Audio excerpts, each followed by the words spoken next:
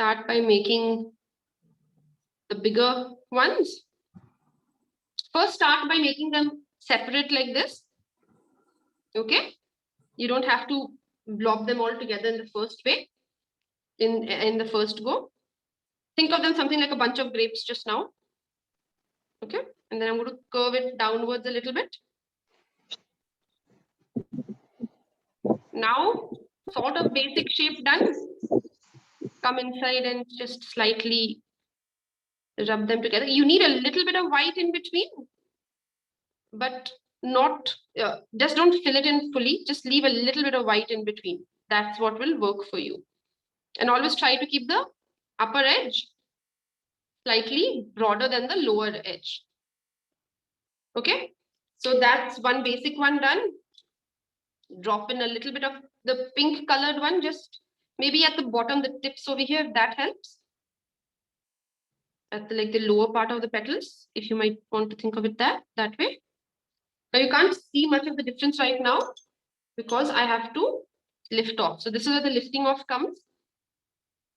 Wet my brush and then just lift off a little paint here and there. You will get much smoother results on hot pressed paper if you've seen the reference image. But even this hot pressed, cold press also has its own charm.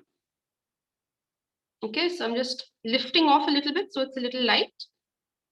Not everywhere, just in between, because I don't want to have an absolute dark purple just about yet. Okay, I'll make another one. Maybe I'll make another one coming here. Okay, now remember that when you're making this, please use a lot of water because you don't want this drying out. You remember how we blended the colors over here outwards? If your paper dries out, it will leave marks. You won't get a smooth color. So just keep that in mind. Keeping that in mind, I've already finished my purple mostly. I'll have to make another batch of purple. Okay, so 1, 2. Think of it as grapes first, as I said. So now this handmade paper is a little water resistant, which is the reason I'm having to rub it like this to get my shapes. But usually for watercolor paper, you don't have this. Okay, now I'm making it smaller as I'm going down. Now time to just mix them together. Remember to leave a little bit of white in between. And don't make them all in a straight line. Maybe make one petal. If this is your line, then one petal is sticking out a little there. One petal sticking out a little here. You don't want it coming out in straight lines. Okay. Drop in some pink here and there. Pink purple.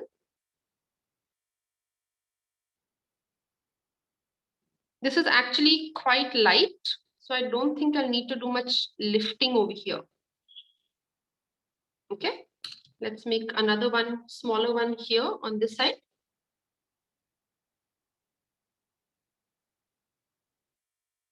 I mean, not very small. This is coming down this way. All right. Hello, Mama. Thank you so much. It's smaller, so I'm just tapering it down real quick. Adding my pinks. And then I'll just actually use this brush to just blend it in a little bit here and there.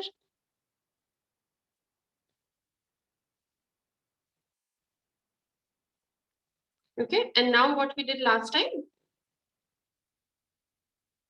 just come in with a clean brush and just slightly blend these edges a little bit together. You don't have to go all the way down. I want to do it in this corner. This corner I want to fill up almost. Maybe bring it out a little bit over here also.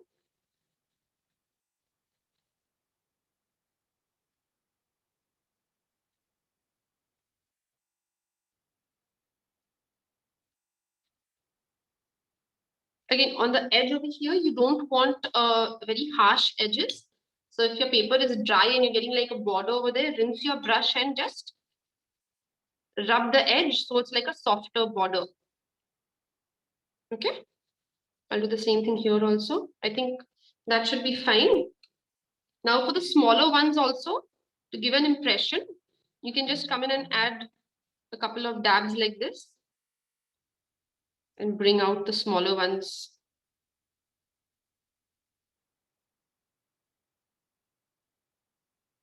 Again, remember, I don't want straight lines, right? So that's why you see there's no straight lines between my wisteria, the branches. It's like just dabbled with white. Thank you guys. I hope you guys are also managing to paint along. And now I am going to let this dry. Okay. You can, if you have paint pooling on the edges like this over here, let me just wipe that up. Can you see how pretty the color looks on my tissue right now? I'm just going to dab it at the end over here to just take off that excess water which is dripping off onto my surface. Slightly, I've done it. I don't want a line, so I've done it very slightly. Okay. And now you can use a dryer, or if you want, you can just turn your fan on and let this dry. And then we can continue. Okay, so take your time. I'm going to just, I'm here in case anyone has any questions or anything. There's no rush. Take your time about it. So this is basically at this stage somewhat. If you feel your colors have blended too much, something like this, then just add some dollops of your darker concentrated color in certain places like that. So again, this is just you're talking about making an impression of the flowers. So you can just do something like that. Hey, Vasanta. And I'm going to let this dry, and I think I shall put on my Khatara fan to aid the process of drying. Okay, let me do that. How's it coming along for everyone? Susan, what is the name of the color palette that you're using? The palette I'm using is the Brustro watercolor pocket set. This is, you get it in two options. This is the pan with 42 shades, and you get another pan which has 25 shades also. This is available, it's available on the Brustro, the Creative Hand site, or also on Amazon and all also. Any art site also, you get it. Thank you. Okay, Shri, looking good. Molly, getting there, definitely a better try than the previous one. Priyanka, I like what I see. Colleen, good. Molly, all your branches are coming in the same length. Maybe take a few branches a little longer so they look a little zigzag. Okay? Mine is okay, Susan? Priyanka? Sorry? Priyanka is okay? Yes, yes. Very nice. Thank you. Thank you, Azra. Ma'am, can you see my? Yes, that looks nice. That looks good. Ma'am, can you see mine also? That's nice. Anjali, I am loving what I see. I really like that. Pavni, good. Shubhi, nice. Shubhi, there's a lot of extra white spots in between. Try and just add a little more spots to cover some of the white. You don't want that much white because right now it looks like spots. Just connect your dots a little bit. That should be fine. Ma'am, could you see mine? Ananda, what you can do is add a couple of extra dabs in yours if you want. Okay, thank you. Sahani, looking nice. I like the colors. Shubhi, yeah, that's the same thing. Your dots are very, very separate, right? So maybe just overlap your dots a little bit in certain places so that they're bunched together. You don't all of them to have individual white borders around them. Okay? Okay, ma'am. Okay, ma'am. Yes, Nimisha. Again, nice, but yours is very streamlined, I'd say, very like a neat shape. You want it to be a little messy on the side, right? So you can make one blob here, one blob a little extra coming out. Don't keep it absolutely in a straight line like that. Okay. Vishnu, your colors have actually come out nicely. That looks nice. Ambika, Mine, ma'am. that looks nice. But right now, maybe add on both sides, add like a little bit of a darker color, because as of now, it's slightly mixing in all three of your branches. So maybe just Okay. add a little extra darker color on like the two side one, so you can differentiate from the middle one. Okay. All right. Yeah, thank you. All right, guys. So one more thing, again, I know I keep talking about as a mind. I should be. You can see, especially when you're mixing watercolors of your own. Shruti, not bad, doing good. The bottom one over here of yours, you can add a little more extra over here because it's looking a little narrow on top. Maybe add a couple of petals on top there. Okay. So if you see this, when you mix your own colors, can you see this? So the pink and the blue, there is a slight separation. So that's also, and especially this, you get the separation, especially while working on cold pressed paper. So where even though you've mixed your colors to make your purple, they have on the paper slightly separated. Can you see that? So you have like a very delicate mix of pink and blue also, which looks really, really awesome. All right, guys. So while we're waiting for this to dry, if you see the chat, Prashant has put up a code. Our second batch of watercolor florals is live. It will be starting from the 11th of July. And if anyone is interested, we do have a 25% code off, especially only for today for this live that we are doing, the 4th July code, which you can see in the chat. So if anyone is interested in joining in the course, you can send me a message separately, and we can take it forward from there. But this is a set of 4 classes. We go over a whole bunch of different kinds of florals in that. We do a lot of wild flowers. We do different elements which you can use in flowers, fillers, smaller delicate elements, and also we do it's a set of 4 classes in which we cover everything with loose watercolor florals. So if you're interested, you can send me a message. Which brush are you using? Can you hear me? Yes, hi, tell me. Ma'am, which brush are you using? Can you show me? Sure. This I am using is a mop brush by Stationery, a number 4, but you can use any round brush that you want also, a larger size. Okay, ma'am. Thank you. All right. And we are offering 2 coupons at the 25% off one. So it's first come, first serve. So whoever gets the coupon. All right. And the link is also there in case you'd like to directly sign up. You can do it directly from the link which is there. So you can maybe, if you're interested, you can just maybe click on the link and open your browser later or copy the link.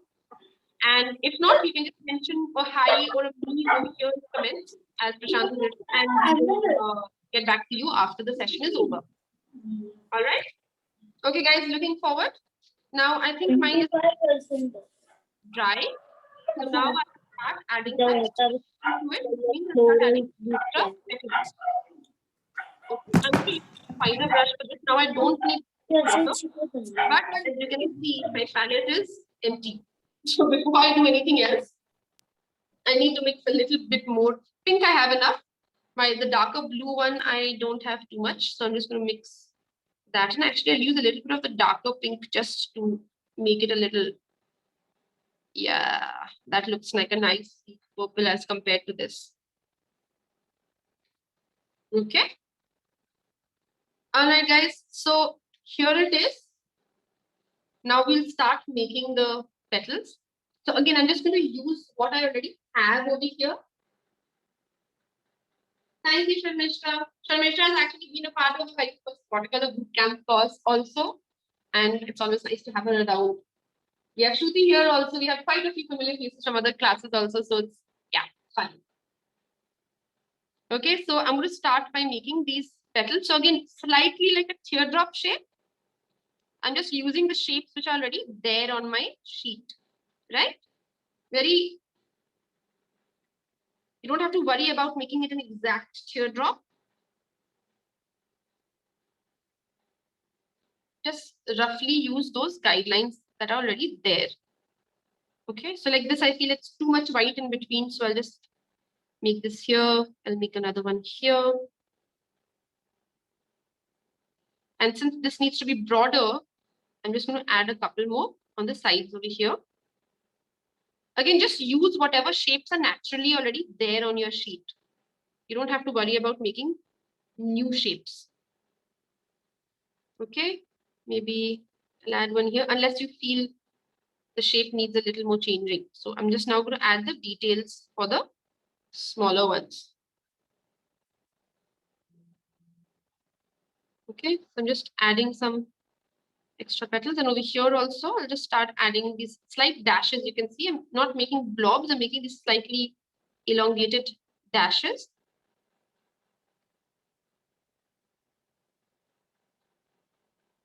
Something like that. And again, I don't want it completely streamlined, so I'm adding a couple of extra here and there so that I just want to break the straight lines of it, if that makes sense. Okay. Maybe the next one we can do with the pinkish one that we have. Okay, let's try this. So this one over here. You can add a little bit of pink in these also, but I think that's looking fine. Again, just use whatever shapes you have.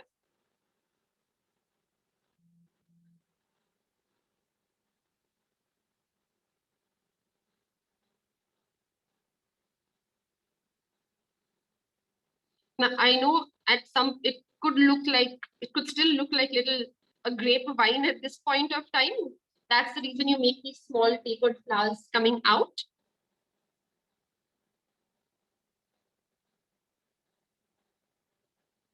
Okay, that looks good. Maybe I'll add one more here. So you want a few white gaps, but you don't want your white gaps to look very like in a pattern, you know. So anywhere you feel like your white is too much, or you can draw like a white line in between it, you need to break it with some color. Okay, I'll do one more here, and then we'll start adding the small fillers on both sides. This is quite dark already. I quite like that how it's looking. I'm going to just work with it.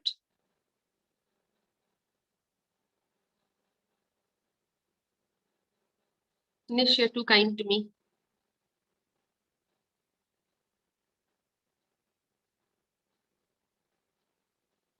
Okay. Getting there. Please don't worry too much about the shape of your petals right now. You can see I'm literally just slapping the paint onto the page. And here too, again, as I said, you can keep mixing your colors. Add a little blue, add a little pink, just to change around the things. And again, I hate wanting to have like very compact shapes. I'm just trying to mix it up, break it up a little bit.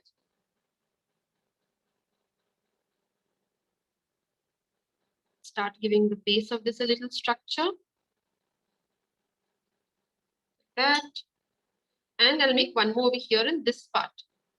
This we had literally just put colors, so you can actually build this however you want.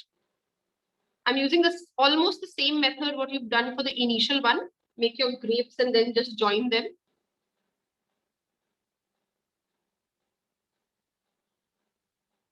Okay. And then just mix them in a little bit. This I'm going a little off paper, so it looks like it's continuing from there. And I think I need to add a little more color to this. This is a little light. Yeah, that should be better. So again, you don't have to camouflage all the ones that you've made. A little bit of these things showing here and there looks absolutely fine. That kind of gives the, out of focus effect, that if you're looking at like some flowers in the foreground and there are other similar flowers in the background, so you have that slightly bouquet-ish kind of effect where, the background ones merge. So this is about it in terms of the purples that we're going to be using. All right. You can see the reason I need 2 jars of water. You can see this nice jamun juice color that I have over here. And then I have this jar which I can continue using for my green. And that's the reason, guys, I always talk about having 2 jars of water. Okay, guys, enough. All right, so now we use our greens. You can use any green that you want, but ideally a warm green, which is usually a sap green in color, which is, I'll show you what it looks like. Something basically which has a yellow tinge. Can you see this? A lot of greens on your palettes can be cool toned, which is, I'll show you. This is somewhat of a basic green color that a lot of people have. So if you have this color, add suggest. You can add it. Okay, so that you get something of a yellow. Aisha, I am using the Bruce Pro watercolor set. Okay, so this is the color you want basically. So if that's your green you're using, you take just a little bit of yellow and mix it in. So you get this. Basically, you want your green to be slightly yellow toned. That's all. Okay, so I'm going to go with this now. Continue. Since I have this color already. Ma'am, which yellow? Chrome yellow and lemon yellow. You can use either one. It doesn't matter. You just need a yellow to make your green a little brighter. That's all. So you can use either color. You don't need a lot of. Could you just show the process one more time of the mixing colors? Okay, so if you, for the mixing of colors, what I was saying is if this is the kind of green that you have, like a slightly cool toned green, this is the most common green that you have in palette. All you need to do is add a little bit of yellow to it so that your green has a little bit of a yellow tone. That goes well with the purple. All right. And if you want to dull it down a little bit and make it something like this, you can add a tiny bit of brown to it to get a more olivey earthy tone. So this looks much closer to this color, right? Sap green is absolutely fine. Okay. So now with that done, again, I'm using my finer brush for this because now it's just about fine detailing. I'm not very worried about my paint drying or not because if my green slightly bleeds into the purple also, that's absolutely fine. So I'm going to start by making the stems over here. So maybe for this one, I'll make a stem coming out like this. Just directly bring it into there, slightly curved. Okay. If your colors mix a little bit, that's absolutely fine. This is already there. And now in between where you have those whites, just add slight dashes. So you can make just one dash or you can make like branches. I'll just zoom in for this. So I'm just, that white space that we left, I'm using that white space now. So I can make a single line, make a branch. Okay. I can make something on the outside looking like it's joining the also.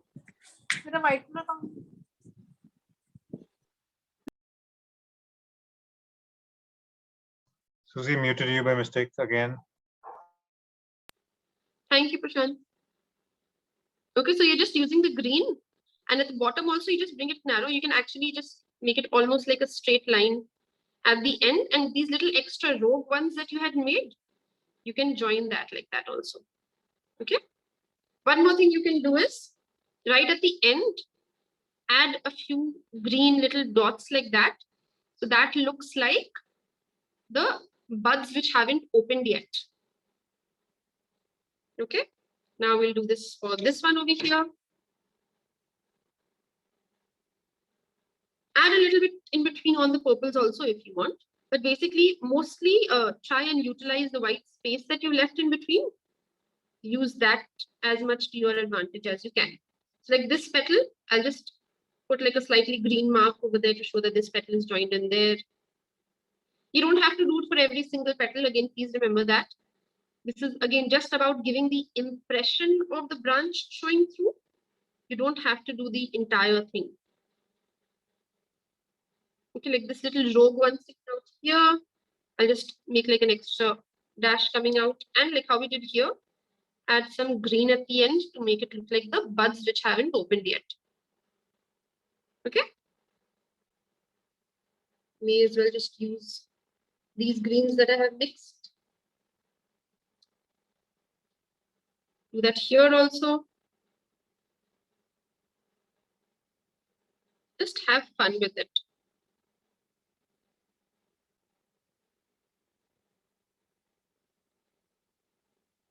This one, I know you don't have too much white space because I just improved it on the basic background.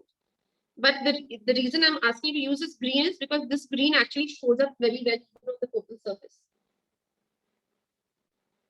To the left, I hope that's fine.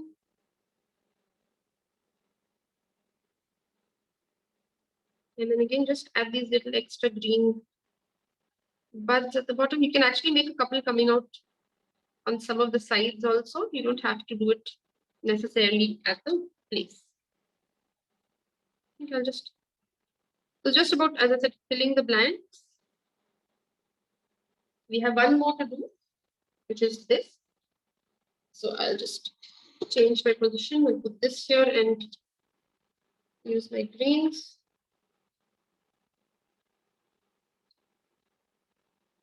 Okay, so you can also, like, if you're making from the branch, you can just like branch out for the main ones like that.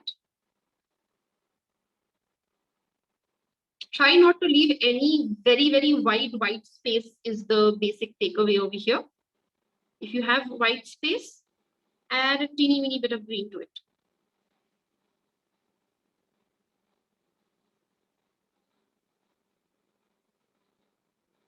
Okay.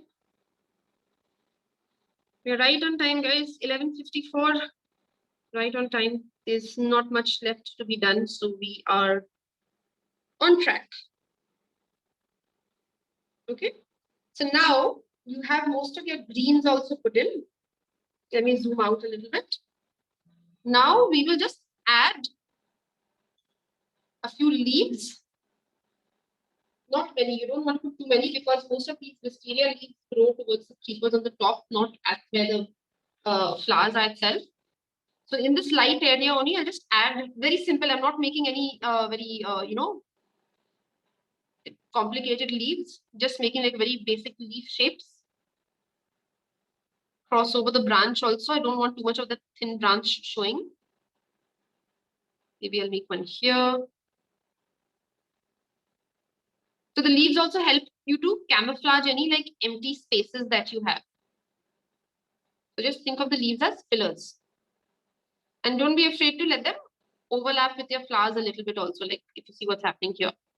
Or even overlap with each other. Maybe I'll just let them overlap like that. I think that looks better. Maybe I'll make a small leaf coming out here. And maybe we can add a smaller, one small or two small leaves poking out from in between. And there, maybe I can make two tiny leaves over here.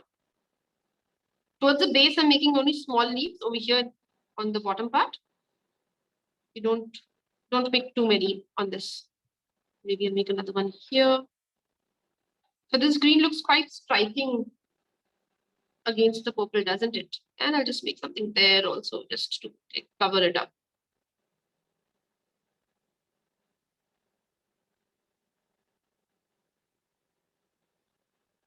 Okay, I like how that's looking. I just feel I should make like a little bit of a little purple ones over here. I'll just use up whatever extra color I have also. Since I already have like this blank purple space over here, I'll just make something like a quick impromptu, like a smaller version of it. Bring it out a little bit. I just don't want it looking very empty. Okay. So again, you don't have to do this. If you feel that this space can be utilized, then please do it. If not, you can leave it exactly as it is. Doing the same thing here.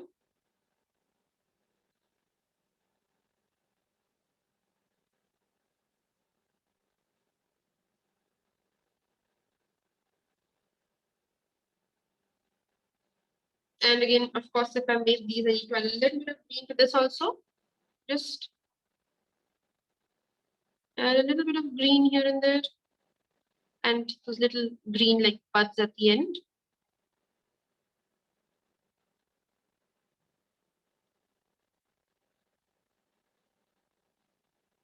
Alrighty, I think we are good to go. In fact, this one looks much more watercolor paper. This is actually heavy, rough handmade paper from stationery. And this is a hot pressed paper from, it's a hot pressed paper pad from Scholar also. Really, really good. Super thick. I think this must be at least like 350 to 400 GSM. Very, very good. I really like this. This is by Scholar. Okay, and this is stationery. So just to give you, I think I'm done with this. If you want to add a very, very tiny detail to your leaves, what you can do is rinse your brush out, rub it on a tissue until your tip is absolutely pointed, and then you'll use that lifting to just rub off a little paint right in the middle of your leaf to make the vein. Can you see that? I just lifted off the paint in the middle. So it's a lighter green. It looks like the vein of the leaf. Aisha, I have used a mix of, this is the full palette. This is what it comes like. It comes with one of these brushes, your tube plastic brushes, capsule brushes. But of course, I don't use those very much. This is it. This is a 42 color pan set. You get a 25 color set also. From this, the colors I have used is this pink on top here, this blue, and I've used a mix of these greens for the leaves that I have done. Brustro, BRUSTO. Hi, Vinny. No problem. The recording will be, once the recording is generated, we'll share that with you. Okay. Just adding a little extra details here, because I cannot leave well alone, and go back to doing some lifting and taking off the thing. Yes, Vinny, you'll get the recording. Okay, so just using the clean brush to lift off the paint to get these veins. You don't have to do this again. This is a very optional one. You can just leave it exactly as it is if you want. Ma'am, is this sheet is okay for watercolor painting? Can you see my brush? Brustro watercolor, right? Those are Brustro watercolor, right? That's absolutely fine. Those are good papers. Okay, ma'am. So I'm only going to do this for a couple of the larger leaves.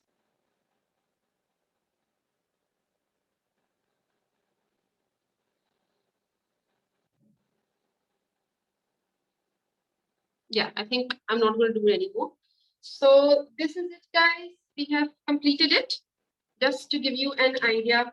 Now, again, if you can see, even though we've used the same technique over here, you can see that they don't look exactly the same. So that's the thing about watercolor florals, especially loose watercolor florals. No two paintings of yours will ever look exactly the same. Right? So, I mean, that's the beauty of it. Every time you make it, even if you use the same methods, every single time you will have a completely different painting, a completely, not different, I'd say a unique painting, because they won't look exactly the same.